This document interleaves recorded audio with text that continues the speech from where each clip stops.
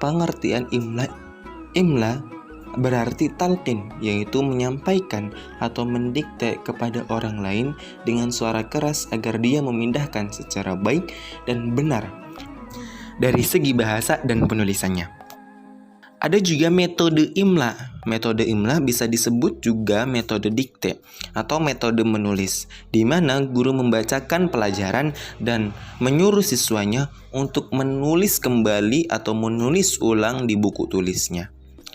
Seperti guru menuliskan materi pelajaran imla di papan tulis dan setelah selesai diperhatikan kepada siswanya.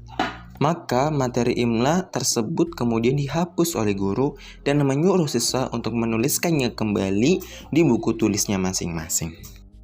Kemudian ada juga aturan penulisan. Yang pertama, menggunakan bahasa Arab sebagai bahasa pengantar. Kemudian disusun dengan bahasa Arab yang mudah dipahami.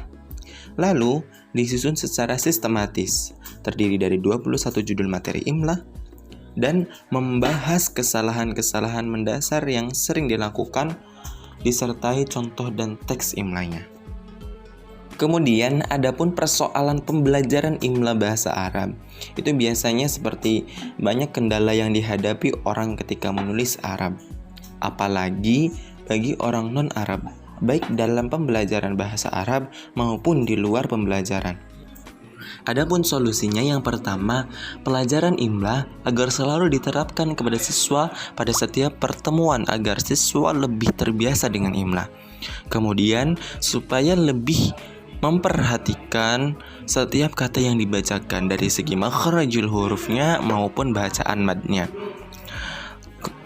Kemudian diberikan materi tentang kaidah menulis Arab yang benar, agar senantiasa memberikan motivasi kepada siswa agar tetap semangat dalam mengikuti pelajaran imla bahasa Arab.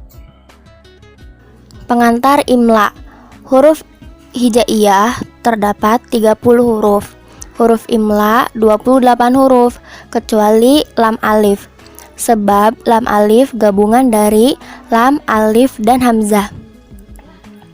Huruf imla bisa digabung di awal, di tengah, dan di akhir, kecuali 7 huruf ini, yaitu huruf hamzah, alif, waw, dal, dzal, ro, dan zai.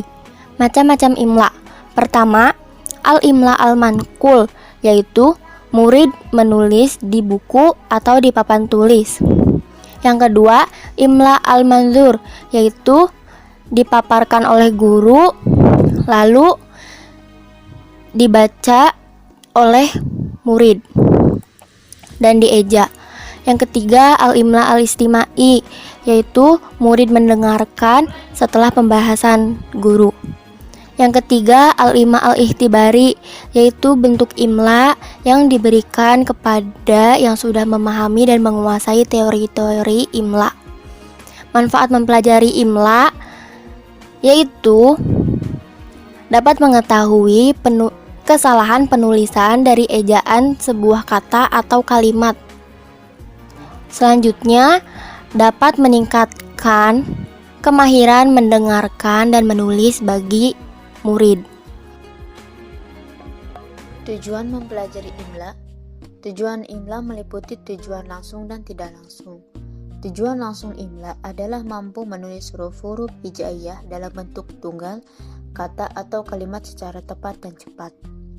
Tujuan tidak langsung meliputi al-hadaf al-lughawi, kebahasaan, yaitu membekali siswa dengan keterampilan berpikir cepat. Kedua, al-hadaf al-'udwi, fisik, memperkuat dan mempertajam indera pendengaran dan penglihatan. Yang ketiga, al-hadaf al-khuluqi, sikap, membiasakan siswa bersikap tertib, teliti, cermat, dan mempunyai respon cepat terhadap panggilan, dan membiasakan sabar.